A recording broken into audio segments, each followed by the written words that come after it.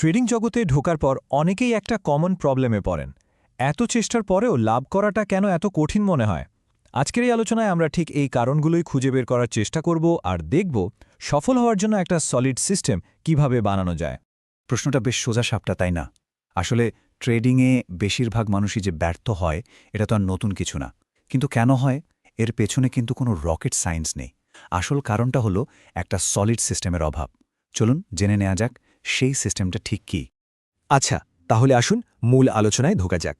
দেখুন, সফল ট্রেডিং আসলে ৩টা পিলারের উপর দাঁড়িয়ে থাকা একটা সিস্টেমের মতো। এই ৩টা জিনিসকে একসাথে কাজে লাগাতে পারলেই লম্বা সময়ের জন্য সাফল্য পাওয়াটা সম্ভব।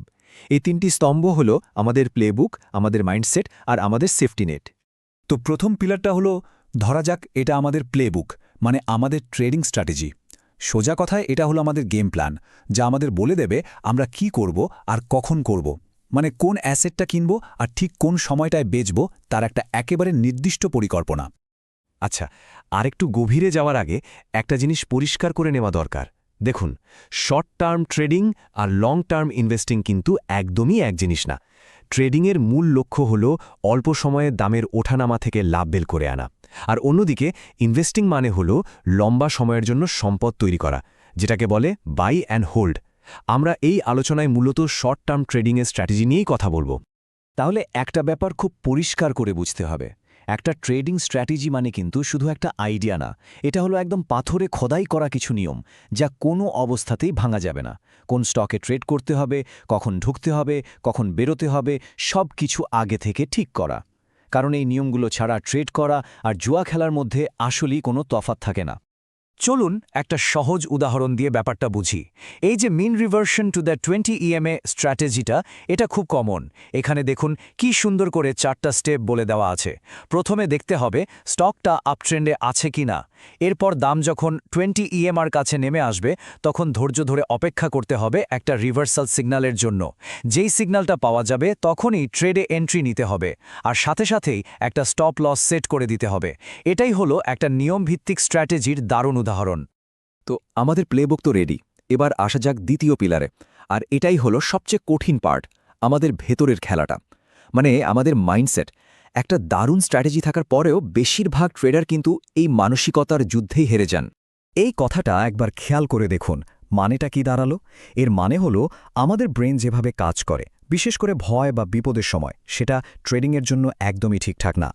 লস দেখলে আমাদের মস্তিষ্ক এমনভাবে রিয়্যাক্ট করে যেন আমরা কোনো শারীরিক বিপদে পড়েছি। আর তখনই আমরা ভয় বা লোভের বশে এমন সব সিদ্ধান্ত নিয়ে ফেলি যা আমাদের পুরো স্ট্র্যাটেজিকে নষ্ট করে দেয়। তাহলে এই মানসিক যুদ্ধটা জেতার উপায় কি? এখানে কয়েকটা খুব জরুরি নিয়ম আছে যা ফলো করতেই হবে। যেমন, লাভে খুব বেশি এক্সাইটেড হওয়া যাবে না, আবার লসে ভেঙে পড়াও চলবে না। লসটাকে বিজনেসের একটা খরচ হিসেবে দেখতে হবে, পার্সোনাল ফেলিয়ার হিসেবে না। ফোমো বা ফিয়ার অফ মিসিং আউট থেকে কোনো ট্রেডে ঢোকা যাবে না। আর সবচেয়ে বড় কথা, একটা লস হয়ে গেলে সেটা উসুল করার জন্য তাড়াহুড়ো করে আরেকটা ট্রেড, মানে রিভেঞ্জ ট্রেড করা একদমই চলবে না। ওকে, স্ট্র্যাটেজি হলো, মাইন্ডসেটও কন্ট্রোল করা গেল। এবার আসছে আমাদের তৃতীয় এবং ফাইনাল পিলার। এটাকে বলা যায় আমাদের সেফটি নেট। এর একটাই কাজ, আমাদের ক্যাপিটালকে বাঁচানো আর মার্কেটে টিকিয়ে রাখা। কারণ মনে রাখতে হবে, মার্কেটে টিকে থাকতে পারলেই না লাভ করার সুযোগ আসবে। আর এই সেফটি নেটের সবচেয়ে গোল্ডেন রুলটা কি? খুব সিম্পল। কোনো একটা ট্রেডে টোটাল অ্যাকাউন্টের 1 বা 2%-এর বেশি রিস্ক নেওয়া যাবে না, কোনো মতেই না। এর সুবিধা হলো পরপর কয়েকটা ট্রেডের লস হলেও কিন্তু মূলধনটা সুরক্ষিত থাকবে, আর এই মার্কেটে টিকে থাকাটাই তো আসল। আর এই রিস্কটাকে কন্ট্রোলে রাখার সবচেয়ে কার্যকরী অস্ত্র হল স্টপ লস। ট্রেড নেওয়ার সাথে সাথেই একটা স্টপ লস অর্ডার দিয়ে দেওয়াটা মাস্ট। ভাবুন তো, এটা আপনার অ্যাকাউন্টের জন্য একটা ইন্স্যুরেন্স পলিসির মতো, যা আপনাকে বড়সড় কোনো দুর্ঘটনা থেকে বাঁচিয়ে দেবে। এটা কোনো অপশন নয়, এটা বাধ্যতামূলক। এই তো গেল নিজেদের বানানো নিয়মকানুনের কথা, কিন্তু এর বাইরেও কিন্তু ইন্ডাস্ট্রির কিছু নিয়ম আছে যেগুলো প্রত্যেক অ্যাক্টিভ ট্রেডারকে অবশ্যই জানতে হয়। না জানলে কিন্তু বড়সড় সমস্যায় পড়তে হতে পারে। এরকমই একটা খুব গুরুত্বপূর্ণ নিয়ম হল প্যাটার্ন ডে ট্রেডার বা সংক্ষেপে পিডিটি রুল। আমেরিকার মার্কেটে যারা ট্রেড করেন তাদের জন্য এটা জানা ফরজ। ফিনরার এই নিয়মটা বলে যে যদি কেউ একটা মার্জিন অ্যাকাউন্টে 5 দিনের মধ্যে 4টা বা তার বেশি ডে ট্রেড করে, তাহলে সে অ্যাকাউন্টটাকে প্যাটার্ন ডে ট্রেডার হিসেবে চিহ্নিত করা হবে। আর একবার যদি কোনো অ্যাকাউন্টকে প্যাটার্ন ডে ট্রেডার হিসেবে ফ্ল্যাগ করা হয়, তখন আরেকটা নিয়ম চলে আসে। অ্যাকাউন্টে সবসময় মিনিমাম $25,000 রাখতেই হবে।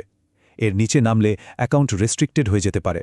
তাই এই ধরনের নিয়মগুলো সম্পর্কে পরিষ্কার ধারণা রাখাটা খুব জরুরি। এই টেবিলটা একটু দেখুন, এখানে কয়েকটা ভিন্ন ভিন্ন স্ট্র্যাটেজির একটা তুলনা দেয়া আছে।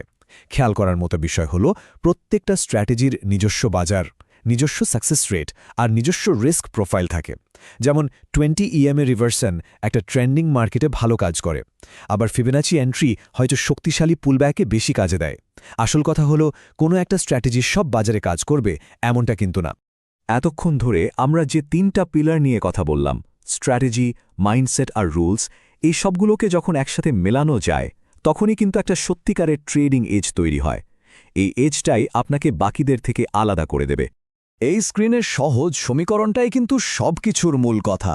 একটা ভালো স্ট্র্যাটেজি, সাথে ঠান্ডা মাথার সাইকোলজি, আর তার সাথে কড়া রিস্ক ম্যানেজমেন্টের নিয়ম, এই 3টার কম্বিনেশনই হলো আসল ট্রেডিং এজ। এর কোনো একটাও যদি দুর্বল হয় তাহলে কিন্তু লম্বা সময়ের জন্য সফল হওয়াটা প্রায় অসম্ভব। একটা জিনিস মনে রাখা খুব জরুরি, এই এজ কিন্তু কোনো ম্যাজিক ইন্ডিকেটর বা গোপন ফর্মুলা না। আসল এজ হলো একটা কমপ্লিট সিস্টেমকে ডিসিপ্লিনের সাথে দিনের পর দিন একভাবে ফলো করে যাওয়া। ধারাবাহিকতা আর শৃঙ্খলা, এর কোনো বিকল্প নেই। শেষ করার আগে একটা কথা, ট্রেডিংয়ের আসল লক্ষ্য কিন্তু প্রতিবার ঠিক হওয়া না, আসল লক্ষ্য হলো ডিসিপ্লিন থাকা। তাহলে এখন ভাবার বিষয় হলো এই যে 3টা স্তম্ভ, এর মধ্যে কোন নিয়মটা সবার আগে নিজের জন্য তৈরি করে সেটাকে মাস্টার করা যায়।